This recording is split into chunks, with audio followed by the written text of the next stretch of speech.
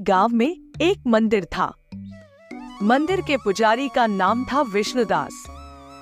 वह एक छोटे से घर में अपनी पत्नी के साथ रहता था। विष्णुदास था तो बहुत गरीब, लेकिन उसको दानी कहलाने का शौक था।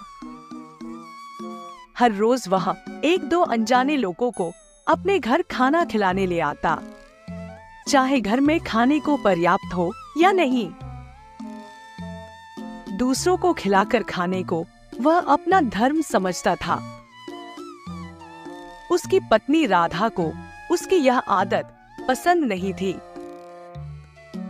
पर वह अपने पति की मर्जी के खिलाफ कभी कुछ न कहती। वह किसी न किसी तरह घर का काम चलाया करती थी। पड़ोसियों से कभी चावल उधार लाती तो कभी सब्जी। एक दिन उसने सोचा कि इस तरह कब तक काम चलेगा। पड़ोसी लोग भी उससे नाराज होते। उनको विश्वास नहीं होता था कि वह सचमुच इतनी गरीब है, क्योंकि वे रोज मेहमानों को आते और खाते देखते थे। बेचारी की मदद करने वाला कोई नहीं था। कितनी ही बार तो वह कई कई दिनों तक भूखी रह जाती। उसके लिए जीना दुभर हो गया था। जब उससे और नहीं सहा गया तो उसने पति से साफ साफ बात करने का फैसला किया। एक दिन रात में विष्णुदास भोजन करने के बाद सोने जा रहा था। तभी राधा उसके पास गई। उसने कहा, सुनो जी, मैं तुमसे कुछ बात करना चाहती हूँ। विष्णुदास बड़ा हैरान हुआ। राधा ने इस तरह से पहले कभी बात नहीं की थी। दुख के मारे राधा से बोला नहीं गया। वह रोने लगी। उसके पति ने झुंझला कर कहा, बात क्या है, कहती क्यों नहीं?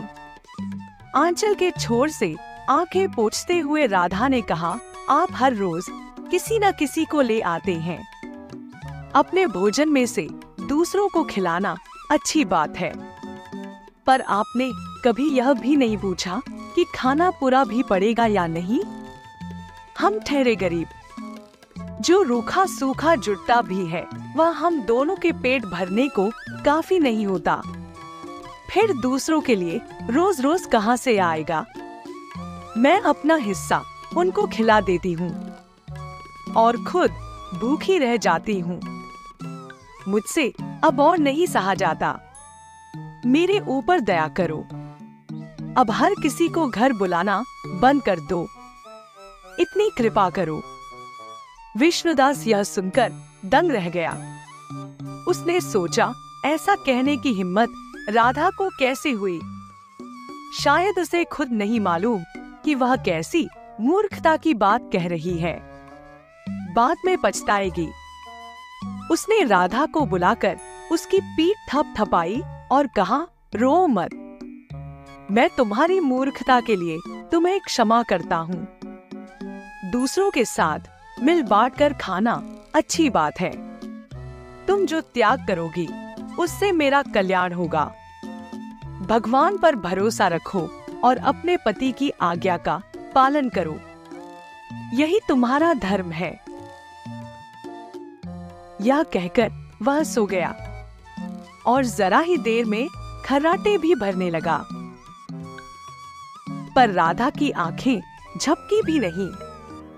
वह पड़ी रोती रही। उसे कोई उपाय नहीं सूझ रहा था।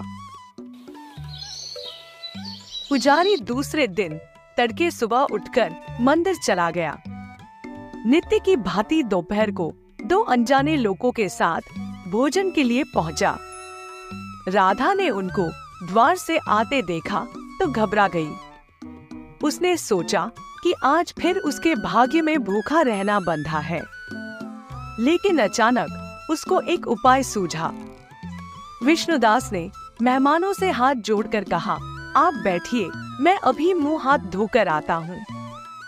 पुजारी के जाने के बाद राधा धान कूटने का मूसल उठा लाई और उसको दीवार के सहारे टिका दिया।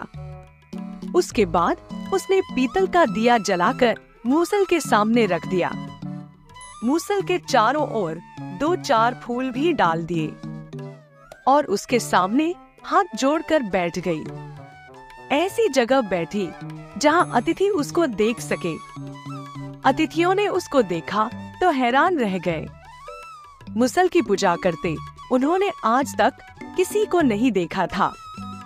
दोनों आकर राधा के पास खड़े हो गए। वह ध्यानमग्न बैठी थी। उसने अपनी आंखें खोली और सर घुमाया तो उन दोनों को खड़ा पाया। एक ने पूछा, आप मूसल की पूजा क्यों करती हैं? राधा ने आंखों में आंसू भरकर कहा, मैं अपने पति की बुराई कैसे कर सकती हूँ? फिर भी आपको बताना ही पड़ेगा, क्योंकि इसका संबंध भी आपसे ही है। अब तो दोनों उसका भेद जानने के लिए राधा के पीछे पड़ गए। लक्ष्मी ने कहा, पहले आप वादा कीजिए कि मेरे पति को कुछ नहीं बताएंगे। उन दोनों ने वायदा किया। लक्ष्मी ने कहा, मेरे पति दानी आदमी है। वह मेहमानों को घर बुलाकर खाना खिलाते हैं और खिलाने के बाद उन्हें इसी मूसल से खूब पीटते हैं। कहते हैं यही उनका धर्म है। मैं खाना तो बनाती हूँ, लेकिन मारने पीटने से मेरा कोई मतलब नहीं। मैं मूसल की पूजा इसलिए कर रही हूँ कि पाप मुझको न लगे। अब तो अतिथि बहुत चकराए। उन्होंने एक दूसरे की ओर देखा। इशारों इशारों में कहा कि यहाँ से चुपचाप खिसक जाने में ही भलाई है। वे दोनों पीछे के दरवाजे से निकल भागे। उसी समय विष्णुदास घर में घुसा। उसने राधा से पूछा कि मेहमान कहाँ चले गए? राधा ने बड़े दुख के साथ कहा, मेरी मूर्खता को क्षमा कीजिए। वे मुझसे यह मूसल मांग रहे थे। मैंने कहा, मेरे घर में एक ही मूसल है, मैं नहीं दूंगी। बस वे गुस्सा होकर चले गए। विष्णुदास गुस्से से चिल्लाया, तुमने मेरी पत्नी होकर मेरे मेहमानों का अपमान कर दिया। लाओ मूसल मैं उन्हें दे आता हूँ। पत्नी के हाथ से मूसल छीनकर वह अतिथियों के पीछे दौड़ा। दोनों काफी आगे निकल गए थे। उन्होंने विष्णुदास को गुस्से में मूसल उठाए पीछे आते देखा तो बोली, देखो वह आ रहा है हमें मारने। दोनों अपनी जान बचाकर भागे। दास उनको पकड़ नहीं सका तो लौट गया। गांव वालों ने पुजारी को मेहमानों के पीछे मूसल उठाए भागते देखा। उन्होंने चारों ओर यह बात फैला दी कि विष्णुदास अपने मेहमानों को घर ले जाकर उन्हें मूसल से मारता है। उसके बाद कोई भी खाने के लिए उसके घर जाने को तैयार न होता। विष्णुदास को पता नहीं चला कि यह राधा की चाल थी और इस तरह राधा को भी फिर कभी भूखा नहीं रहना पड़ा।